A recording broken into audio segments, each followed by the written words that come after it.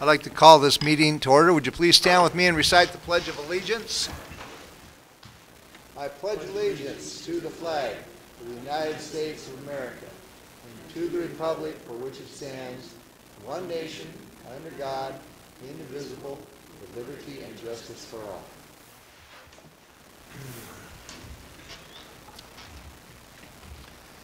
First thing we'd like to do is start with some commission reports. Commissioner Pinnell, do you have anything? The only thing I have is to remind folks about Wednesday evening at 5:30 here at the Civic Center. We're going to have a preview of the City of Shelton commercials.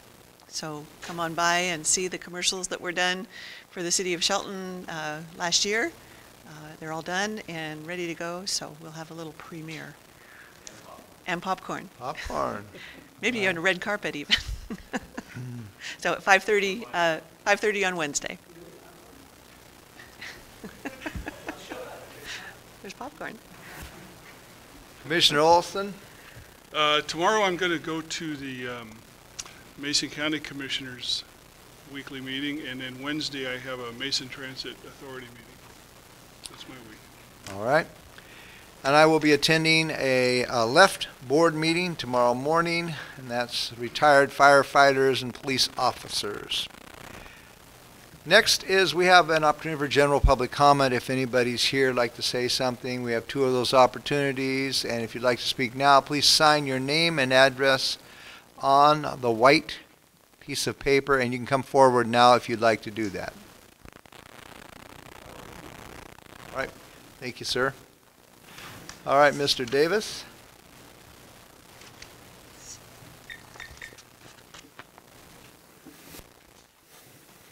Thank you, Mr. Mayor. Commissioners, I won't have an opportunity to stay for the whole meeting, but I did want to express a little bit of concern about what's going on with expanding the UGA. And I know Mr. Goins has approached the county for an MOU for some intergovernmental cooperation in extending the UGA down Highway 102, and my understanding is that that original plan has also been expanded to now, at least as according to the Mason County briefing today, to go even further south than before. And the reason I stand before you today is because it's unknown, or relatively unknown, what significance that area has in terms of its critical aquifer recharge area. There are number 1 and number 2 critical aquifer recharge areas out there, and that's going to limit what businesses can occur there to the extent that other provisions would have to be made under ordinary business conditions, over ordinary business conditions, to accommodate that critical aquifer recharge area designation. Also, I would like to bring to your attention to bear in mind that you have a racetrack out there that's generating 123 decibels on a regular basis, and it's only going to extend longer hours and go during the week. That's going to have a dramatic impact on what businesses choose to locate out there. So the essence of my comments today is that if we could get in front of that problem now, we could possibly, by doing some research and deciding exactly what is out there and what the sensitive areas out there, both in noise and critical aquifer recharge areas, we might be able to avoid some public uproar when the actual proposal comes down and businesses come in and say, I want to have a plastics manufacturing plant, or I want to do a dry cleaning firm, or whatever they want to do. This would be the time to look at all those situations before we get too far down the road. Thank you, sir. Thank you very much for your comments. Next, we're going to recess out of our regular meeting and open up a public hearing for the Shoreline Master Program. It's an update, and that will be presented to us tonight by Jason Does, our senior planner. Thank you, Mayor, members of the Commission. And joining me this evening is a representative from the Department of Ecology, Tim Gates. And really this, I think, is a timely presentation, because before the meeting I was actually having a conversation with a few folks that were asking questions that hopefully are a bit more clear at the end of this presentation. You know, basically, what is this Shoreline Master Program? Where does it apply? I'm hoping to point out some of the bigger changes in the document that we're proposing, as well as some of our next steps. And Mr. Mayor, you brought up a great point.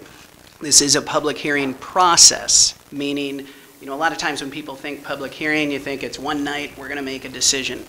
The idea with this, the concept I had, is we bring it to the commission, open the public hearing, have it be a process that would not close until at least May 6th. I'll go into that a little bit more before I stop, but I just want to point out, emphasize to folks at home, folks in the crowd, this is more to get, we've done a great deal of public outreach through emails, mailings, notices on our website, in the newspaper, you name it, and I'm really genuinely trying to reach out to the public and have them look at this document and voice any concerns they might have so we can address them. So first question is, where does this apply? So on the first slide, what we have pretty easy to understand graphic. It applies to marine shorelines, which in our jurisdiction include Oakland Bay, as well as our creek shorelines, which are Goldsboro Creek, portions of Mill Creek, and portions of Johns Creek in the UGA. And it basically goes from ordinary high water mark landward 200 feet. So we're Goldsboro Creek, it's a pretty high water mark to find. I mean, a pretty easy high water mark to find. You can go out there and it's basically the creek channel. Doesn't change much throughout the year. It fills the creek channel most of the year. Oakland Bay, you can tell pretty easily by where all the barnacles and stuff are, the high tide line. It also applies to lakes over 20 acres. And in our city limits, that includes Goose Lake, which is a new designation that's not included in our current SMP, and Island Lake in the UGA, our urban growth area. So a quick calculation, what does this mean? I mean, basically, we're looking at a total of almost 11 miles of shoreline in the city of Shelton and in the UGA. It's about a 50-50 split. 50% of that is in the UGA, 50% of that is within city limits. And here is, I was speaking with a gentleman, this shows a little bit better, albeit not the highest detail, the limits of shoreline jurisdiction within the city. I would use the pointer, but it doesn't work on the screen. What you're looking at there is in the lower right by Oakland Bay. That's the bay itself, and we have water designations for everything from the shoreline out to the limits of the harbor. And then you've got Goldsboro Creek, which is kind of bisecting this picture from east to west, and the different designations in there. Goose Lake, just south of the airport, and Island Lake, which is entirely outside of city limits, but in the UGA, as well as kind of the sinuous line there in the upper right-hand corner of the screen. That's Johns Creek, and that kind of weaves in and out of the Shelton UGA.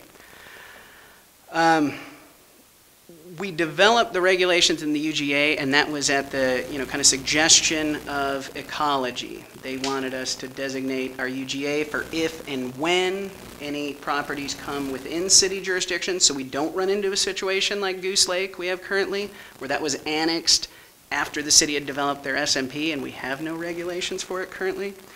It doesn't mean we are annexing any properties at the moment. I want to make that clear. I put that in the notice as well. Several residents who received notice thought we're interpreting it as the city going after an annexation. It's clearly not the case.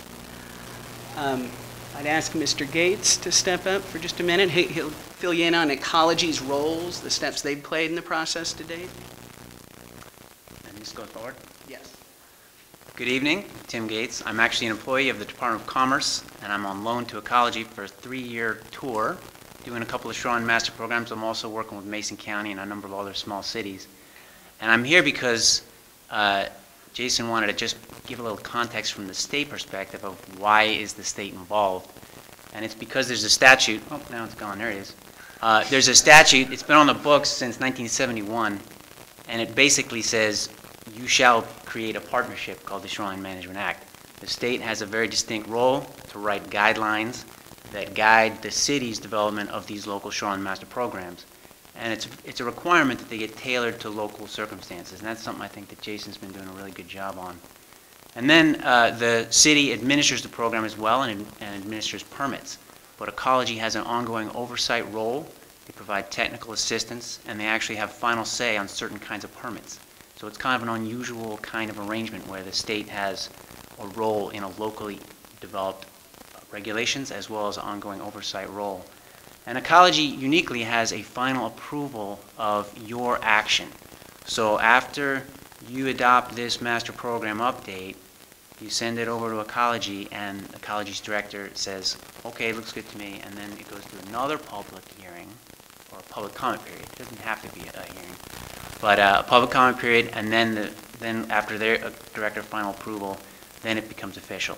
So it's a little bit extra steps, a little extra state role, and the reason why is that the state said there's certain kinds of policies that should apply to shorelines because they cross borders. They go from county to city, they go between cities, and there's an overriding state interest. And those are laid out right in the statute. The principal one being to plan for priority uses that can't go anywhere else. They're not making any more shorelines, there's only so much water. Uses that truly depend on a waterfront location have a priority under the Shoreline Management Act. You're also supposed to protect environmental resources, and ecology has translated that into a standard of no net loss, which means as you develop, you try to leave things as good as you found them when you started. The baseline is existing conditions. There's no requirement in here to restore to prehistoric conditions or anything. It's starting with the current conditions. Another priority of the Shoreline Management Act is to promote public access to shorelines of the state. And while doing all these three goals, you're supposed to also make sure you stay within the fog lines of constitutionality and protect private property rights. So my last little introduction here is just wanted to say you're not in this alone. All the cities and counties in the state are doing this. It's according to schedule set by legislature. And everyone's supposed to update their master programs consistent with these state guidelines.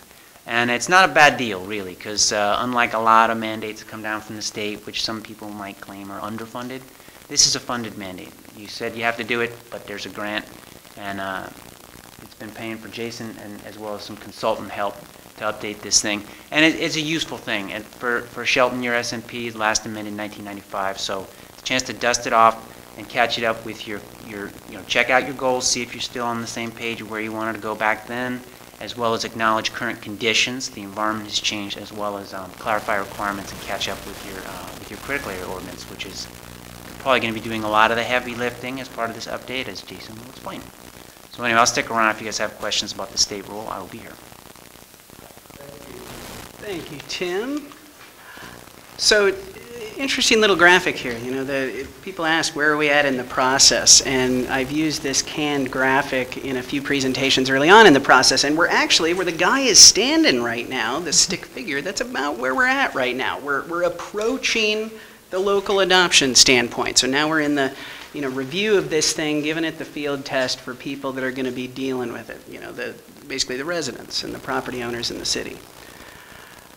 So what have we done to date? What have we been doing for 2 years, people ask? Well, we had a few committees that were put together, one being the Joint Technical Advisory Committee, which, like it sounds, they gave us technical input. It's kind of the alphabet soup of agencies, tribes, fisheries folks, geologists, you name it, and we got them all together to kind of make us, they've done a lot of work. We don't have the budget or the time to recreate the wheel and figure out what processes are working, what aren't working, what are existing conditions, aside from just looking at it on the ground from an ecological standpoint. What's happening with water quality? What's happening with sediment transport? What's happening with large woody debris? I'm throwing a lot of catchwords out there. But these experts basically gave us access to a lot of studies, a lot of information that we were able to access and kind of develop a baseline, our shoreline inventory and characterization report, which we presented to the commission back in,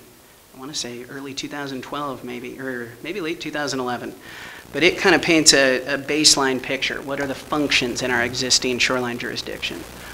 Around that same time, we formed a citizens advisory committee, which consisted of some shoreline stakeholders and some residents, local residents, realtors group, that sort of thing. And we took the information that we got from the Joint Technical Advisory Committee, came up with a very drafty Shoreline Master Program and ran it through the Citizens Committee, so to speak. Sounds easier than it was. I mean, it took, as you can see, nearly 17 meetings over about a year and a half, and had a lot of good discussion, a lot of competing interests, as you can imagine. I mean, we had representatives from the building industry, we had a local resident, we had somebody from the port, and a lot of discussion went on and made a lot of changes, as a matter of fact, before we came out with this current draft of the Shoreline Master Program, which we did route back through both committees for over 2 weeks. I intended on 2 weeks and it ended up being 3 weeks, and got a few comments from the committees. Hey, we kind of missed this, or we recommended changing that. And so now we have the current document, which, if I can bring up some of the larger proposed changes, we really, throughout this whole process, I've emphasized flexibility. Is what, when I talk to the Citizens Committee, when I talk to the Joint Technical Advisory Committee, our consultant, when I talk to DOE. Flexibility being the main point in this document, because we feel a little bit cornered with the current document. There are some hard requirements that are, hard meaning no alternative. This is what you will do under all circumstances, that have cornered us on a few properties. And we started kind of this flexibility process with our critical areas ordinance in 2007. We used to have a very, I don't want to, lack of a better word, draconian critical areas ordinance that kind of painted an equal picture of all habitat areas. You will have X number of feet buffer from all water bodies no matter what. And what we did in 2007 was updated our critical areas ordinance to address on-the-ground improvements. What's development like on the ground? We broke it up into reaches, and the example I think I gave to the commission at their retreat is we have a different reach, basically the stretch between Oakland Bay and First Street.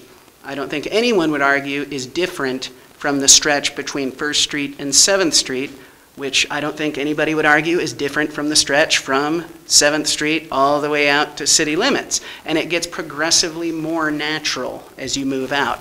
So of course, the buffers are a little more reduced. It's a little more nebulous about what exactly is required based on the project when you get down in the hard, armored, very channelized areas.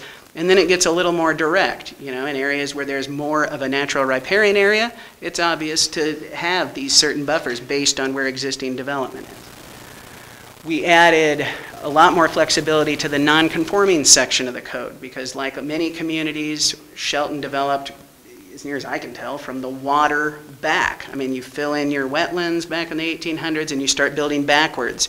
And we have a lot of non-conforming development, and the current regulations make it somewhat cumbersome to allow even simple improvements. If you're going to do a small addition to a house, we thought, is it a bad idea to allow for that if you're not making the condition more non-conforming?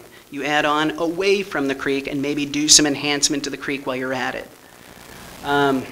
We've amended the public access standards to be consistent with state guidelines. We were more restrictive in our current master program. We allow for, this is an interesting note, this we got as from an example from another SMP. What we heard from a lot of property owners at a public open house we had in 2011, we spoke a lot about public access, and people were concerned with piecemeal public access across small properties because we're very parcelized through our shoreline jurisdiction, a lot of very tiny parcels. The current Shoreline Master Program requires you, if you're developing, to dedicate a trail easement across your property, and then you open access to this trail that might only be along 50 feet of creek frontage. Well, naturally, people were constantly concerned about, maybe persons you wouldn't want in your backyard getting access back there, who's responsible for maintenance, it's unsafe, any number of issues where routinely we would make the findings that it wasn't feasible to provide access, unfortunately. So what we did is allow for a lot more flexibility, and now for anything that triggers the public access requirement, you can provide what's called community access to your development. So basically it would be access for your particular development, not necessarily public access, if that makes sense. And that seemed to be something people were a lot more amenable to. Now it becomes an amenity to the site, not an area people at this point in time are afraid to go to. The use table has been updated to be a little more current. We allow for a bit more flexibility in it as well to allow for some uses to be considered through conditional use permit rather than prohibiting outright, for instance. As I stated previously, we incorporated the UGA only for pre-planning purposes. Our Citizens Advisory Committee wanted Mason County to take the lead on designations, so we waited till their committee made the designations and we built on those designations, so they're consistent with the direction the county's going. We did add a new shoreline environment designation that was for, not Goose Lake, Island Lake. We added a residential designation, which we currently don't have one, and given the development on Island Lake, that seemed appropriate. It is residential in nature. Our shoreline armoring standards have been updated to match ecology guidelines to require a little more thorough review of alternatives, not immediately jumping to bulkheading, I guess, as it were. Go for softer techniques. Look at softer techniques first, and as a last resort, do the hard armoring of shorelines. The exemptions have been expanded to include everything in the state statute. It wasn't clear in the existing program that whether we had adopted them or not. So that was more of a clarification. We're also recommending streamlining the appeals section to remove the commission from appeals. Right now, it's kind of a cumbersome maze you go through for appeals for administrators' decisions. If we make a decision, for instance, on a single-family residence for a substantial development permit, doesn't require a public hearing, we make a determination, and let's say somebody wants to appeal it. Currently, that would go to the hearings examiner for an appeal, and then the hearings examiner decision could be appealed to the city commission, and then that decision could be appealed to the Shoreline Hearings Board. So it's this very belabored appeal process that could really drag out a final decision on a project potentially by years, I mean, depending on how the process goes. So we thought it was a good move to try to streamline the appeal process a little bit. The administration and permit processes may not sound like a big deal to most people. They don't necessarily care about that, but it is a lot more clear, and obviously, here's what you need for a use permit, here's what you need for a substantial development permit. It's not necessarily that easy in the current program. So we tried to make it a little more user-friendly, not only for the applicant, but for ourselves. As I stated earlier, the process we're using is a public hearing process. And my vision for this is to open the public hearing. We did that at the beginning before I even opened my mouth. We keep that open till at least May 6th. And what I would encourage everyone to do, and unfortunately I didn't put it on any of the slides, I would encourage everyone to look at the document. It's available online on the city's website, on our front page, and call me. Make an appointment, ask questions. Give me a call, email me. I'll sit down and meet with people, discuss how it might impact specific properties, because it's a hard thing for the layperson to look at any of these regulations and try to understand them, but I'm more than happy to spend the time and discuss it with them. And if they have concerns, contact me. And come May 6th, we'll be recommending one of two things, the way I see it. Coming to the commission with a kind of a matrix of comments received, and every comment I receive by email or in writing is going to be documented on this matrix with a staff response to it. Why or why not we're recommending amending it, or where it's addressed in the program, or just an explanation of how the concern is addressed. And we will either recommend at that time, depending on the amount of interest and the amount of comments received, that the commission then, set like a date to do a first reading of a resolution to locally adopt the program. Or, if I'm inundated with comments, I may come here May 6th and ask for more time, hold the public hearing open so we can kind of organize everything and deal with this. So I hope it's the former, not the latter, but either way, we'll work with it.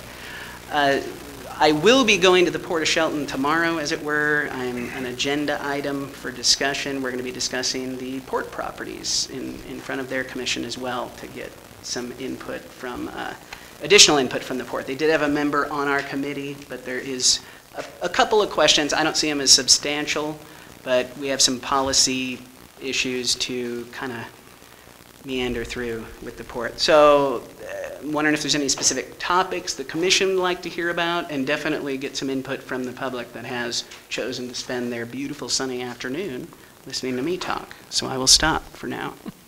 Thank you. Well, are there any questions or comments that the commission would like to ask Jason at this time? Feel free. Just a comment.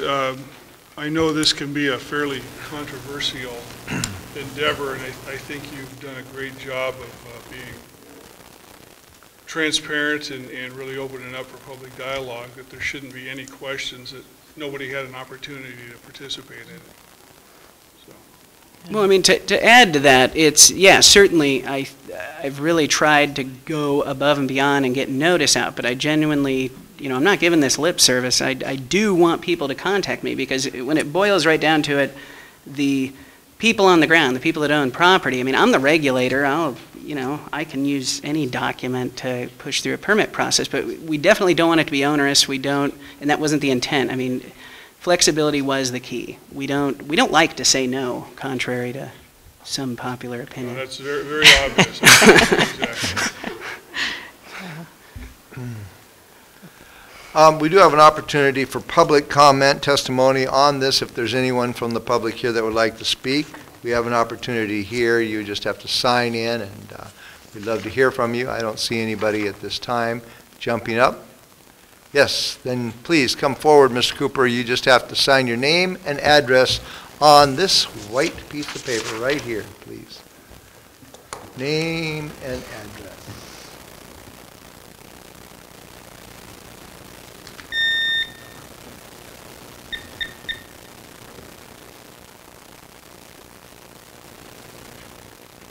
Thank you. Thank you very much. My name is Forrest Cooper. I own the property at 409 West Railroad down here in Shelton. And I just wanted to come up here and applaud Jason for all he has done with this particular project. It's a long endeavor. I grew up out on Mason Lake, to the son of a contractor who worked primarily on the shorelines and also did dock construction and building. And so I grew up hearing a lot about shoreline management and all the different trials and tribulations that go along with it. And I just wanted to commend Jason for doing a good job putting together a decent presentation, and also to encourage the public, the property owners that are affected within these areas, to please come to the meetings that he's set up and get to know some of the information, because he seems to be very transparent, as Mike Olson said with that. So thank you so much. Thank you very much. Anyone else would like to speak? Now is the time. Seeing none, at this time, what we want to do, it says, is just be aware that this public hearing will be open until May 16th or longer if needed, and that that staff will compile all the comments received and provide responses and recommendations to the Commission at the business meeting on May 6, 2013. At this time, I am closing this public hearing. We're now entering back into our regular.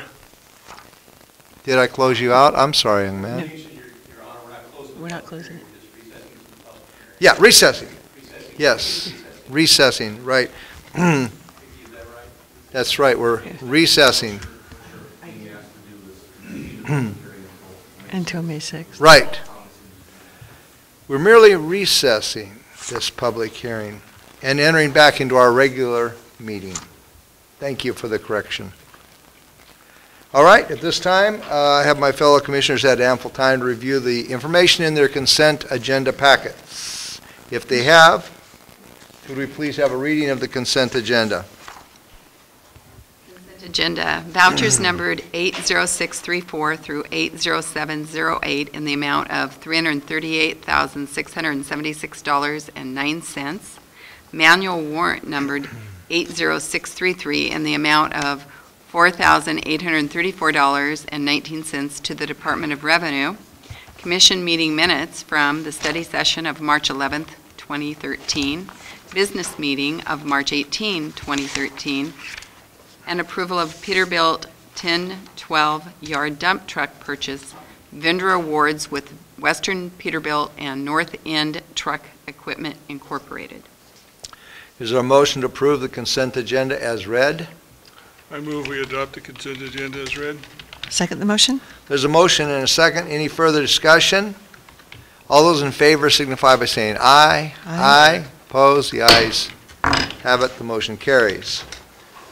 Item number G under old business is our next item, and that's we're going to have Jason again speak to us about a coordinated prevention grant application update. Thank you, Mayor, and I'll keep this one much shorter. At the Commission's March 18th meeting, I believe, I had brought the application for coordinated prevention grant to the, before the Commission for approval. And at that time, we were requesting that we be approved to apply for, I don't have the total, but whatever, $116,270 plus $38,756 is that amount. I didn't bring my staff report with me from that time. Because it was unclear at that point, I explained to the Commission that we get our coordinated prevention grant money as a pass-through from the county. There's a certain amount allotted to the county as a whole, which the city of Shelton is a part of, and I hadn't heard from county staff as to what the amount they were going to allow us to apply for was. And historically, for the last 4 years, they have not applied for the full amount, and we've always been able to take advantage of the extra, as it were. In a nutshell, I was requested to boil down our application to within $89,000 total state share of the grant, because it's a 75%, 25% grant match. We would pay for 25% of the total amount. State pays for 75%. So in order to do that, what I had to do is remove the replacement of our residential recycling carts from the program. That was one of the first things to go. And then also greatly pare down my hopes to establish a public space pilot recycling program. So rather than planning to put recycle containers in our 2 main parks, I have boiled that down to just the area in the bus stops in front of the Civic Center at this time. And not that it wouldn't happen. What I'm anticipating we'll be able to do, it might work to our benefit, to be honest. Because a smaller program is easier to manage, it's easier to track and monitor and report on.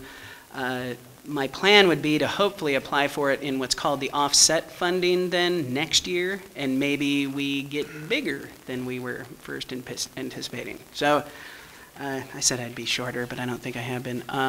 So basically what I requested that Leslie Ann forward to the mayor a application, certification, and agreement for a lesser amount to the mayor late last week when I found out about this, and he so graciously signed it so we could still get our application in on time, but he felt that I should come back and at least inform the commission and the public of this unfortunate change. It doesn't change anything substantive. I mean, we'd still be able to do the outreach and education we've been doing. I'll still be able to do the on-site visits with people as necessary. It's just we're not going to be able to expand some of our hoped programs as quickly as we had hoped. Very good. Any questions or comments from the commission? All right, thank you very much, Jason. That ends old business. Now under new business, we have the Case Street Rehabilitation Project, and that is going to be a briefing presented to us by our city engineer, Mike Michael. As typical, this is the end process, or the beginning of the end process for our construction projects. Back last summer, we advertised the project up on K Street for replacement of the pavement, upgrade and replacement of certain sidewalk and pedestrian facilities up there. In July 5th exactly, we opened the bids. We received 4 bids on that day with Nova Contracting as the lowest responsible bidder. That contract was executed after concurrence with Olympic Region Highways and Local Programs on July 25th, and notice to proceed was given on August 13th. Work was completed approximately 45 days late in early December, and we have been working through documentation issues since then to get to this point.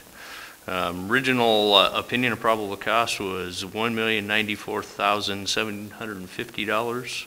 The successful bid was just shy of $950,000. We had a total of 6 change orders with a net value. Some were additive, some were deductive. The net value of the 6 change orders was $37,446.37. for a final contract value of $987,211.37. Contractor, due to penalties for late completion, earned a value of $790,139.19 finally on the contract as it was completed. Roughly a 20% decrease from the bid based on that. So at this point, all of the paperwork is in place. We were concerned about delay of paperwork, and so issued a notice of unilateral acceptance fairly quickly to make sure that we didn't get drug out any further than we already had due to other documentation work. That unilateral acceptance wait period expired on the 24th of March, excuse me.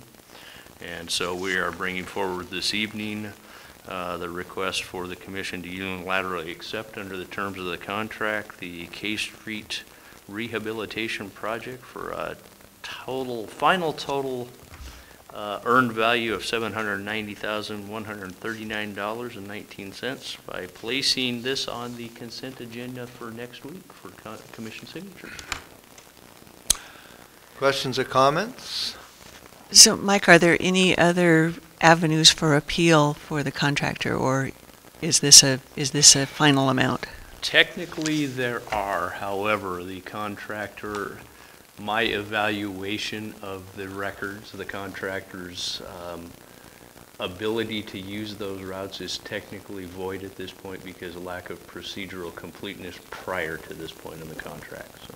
Okay. Okay. So this is a firm amount. Okay. All right, thank you very much for your briefing. We will have that, it looks like, on our consent agenda for April 8th, 2013. Next item of business is I'd like to turn this over to our Financial Services Director, Kathy Byerly. She's going to talk about a couple of ordinances tonight. Thank you. Good evening, Mayor, Commissioners. Now we're to the real exciting part of the meeting. Get me up. Tonight I'm bringing before you two ordinances authorizing the issuance, sale, and delivery of bonds. The 2013 budget included funding for the Upper Mountain View Pressure Zone Improvements Project and the Angleside Booster Pump Station Project using proceeds from the sale of water and sewer revenue bonds. And while we were preparing the budget and then afterwards, we also identified that we had 4 existing bonds with outstanding balances, 2 general obligation bonds and 2 revenue bonds. A cost savings was identified if these bonds would be refunded.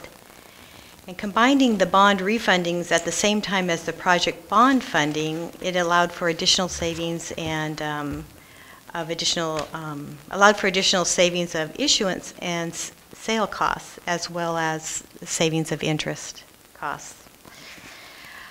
So the two ordinances that I provided, Ordinance 1826-0413, it provides for the project funding and refundings of the city's outstanding 1999 water sewer bonds and redemption of the city's 1997 water sewer bonds and costs of issuance and sale of the bonds. The estimate net savings over the life of the bonds that will be refunded, the 1999 bonds, is approximately $40,000. And the other ordinance, 1825-0413, provides for the refunding of the city's UTGO bonds and LTGO bonds and costs of issuance and sale of the bonds.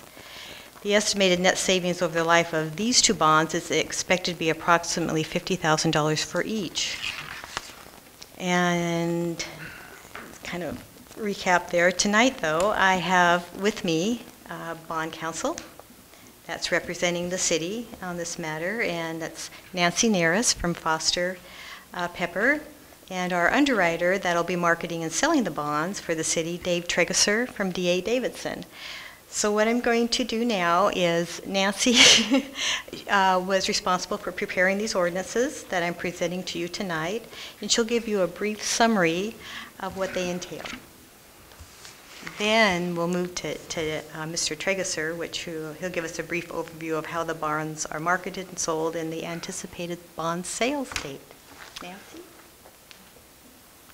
Welcome to Shelton, Oh, Nancy. it's nice to be here. I have served as bond counsel for several years for the city, so it's nice to be here. As bond counsel, I do several things, one of which is draft these big ordinances and give an opinion to the city and the bondholders that the bonds are valid obligations of the city and that the interest is tax exempt to the owners. These ordinances are your contracts with the bondholders once they're issued. They provide most of the terms of the bonds, and then authorize the Director of Financial Services and or administrator to actually enter into a contract with your underwriter, D.A. Davidson, setting the final terms of the bonds when they are set. The water sewer ordinance is particularly long because with that type of bond, it's payable from revenues of your utilities, and you're promising the bondholder, and you've done this in the past, and you will continue to do this to maintain your system, raise rates sufficient to pay them, and so that is particularly long, but is a pretty standard ordinance. So just want to be brief and certainly available to answer any questions you might have. Any questions for Nancy? Thank you very much. Hi, good evening, Mayor and Commissioners. I'm Dave Tregesser with D.A. Davidson, acting as your underwriter. I had the pleasure of working with the city back in 1997, and so I'm starting to age myself here a bit on all the bond issues we're talking about refinancing. I have a brief handout for you.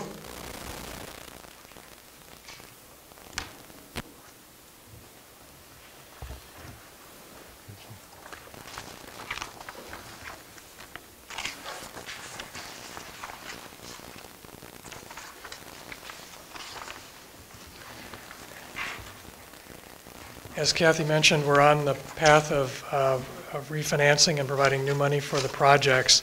Before you on page 1 is just a current schedule of our events, and as you can see, we're here for the first reading of the delegation bond ordinances and plan on coming back for approval on April 8th. There'll be a lot of things going on between April 8th and when we actually price bonds, and that pricing is due on June 5th, down where it says bond order period. We'll be preparing a disclosure document for bond investors, talking with Standard & Poor's to get a rating on the bonds, and then actually distributing an official statement to prospective buyers approximately a week before we price the bonds. And June 5th is the date where we actually finalize the interest rates and the principal amount of the bonds.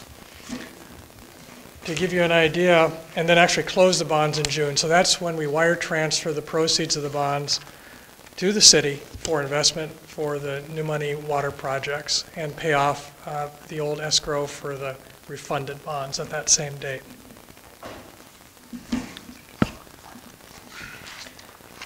Regarding the water and sewer revenue bonds, to give you a sense of today's interest rates, you may be aware that as of about 2 months ago, we hit a 45-year low in interest rates, so obviously this is a very good time to issue bonds. Rates have just got up just a little bit since that 45-year low.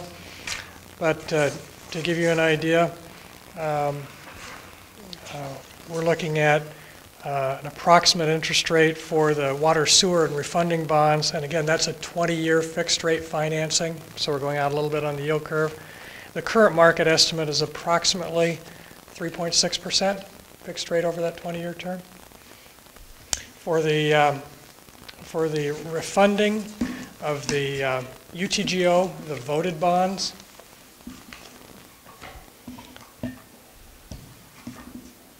got too many papers here. Let me first say for the LTGO bonds, which is about $600,000 in financing, we're currently anticipating a true interest cost of approximately $210, $215, because that's paid off very shortly over just a 6-year period. And the UTGO bonds will be in a similar, because that's paid off very shortly as well. So those rates would be finalized when we price bonds on June 5th. We're subject to the market until then. But right now, It's a good time to be an issuer of bonds in the world. As we go forward over the next 2 months, in our world, bad news is good news. So if we get bad economic news, that's good for you because that means interest rates will stay low. If the economy starts to pick up and we start getting good economic news, that means interest rates may be picking up, and that, that'll be something we'll be talking about. I think we've done most of our borrowing already, so I don't think we want to borrow a whole bunch more, so anyway. So with that, I'd be glad to answer any questions Any you other may have. questions for David? All right, thank you very much.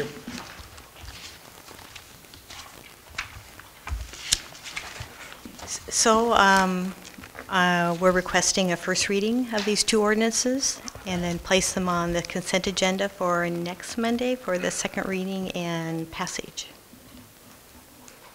Unless you have some questions.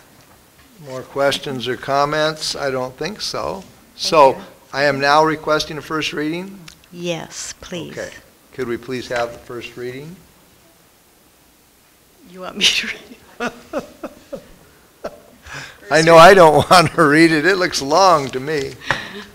First reading of ordinance number 1825-0413. First reading, an ordinance of the City of Shelton, Washington, providing for the issuance, sale, and delivery of not to exceed $1,200,000 aggregate principal amount of unlimited tax general obligation refunding bonds, to provide funds necessary to refund certain outstanding unlimited tax general obligation bonds, 1998, providing for the issuance, sale, and delivery of not to exceed $700,000 aggregate principal amount of limited tax general obligation refunding bonds, to provide funds necessary to refund certain outstanding limited tax general obligation bonds, 1999, fixing or setting parameters with respect to certain terms and conveyance of the bonds, and appointing the city's designated representative to approve the final terms of the sale of the bonds.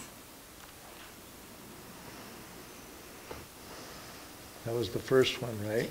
So you're getting a breath? Yes. Okay.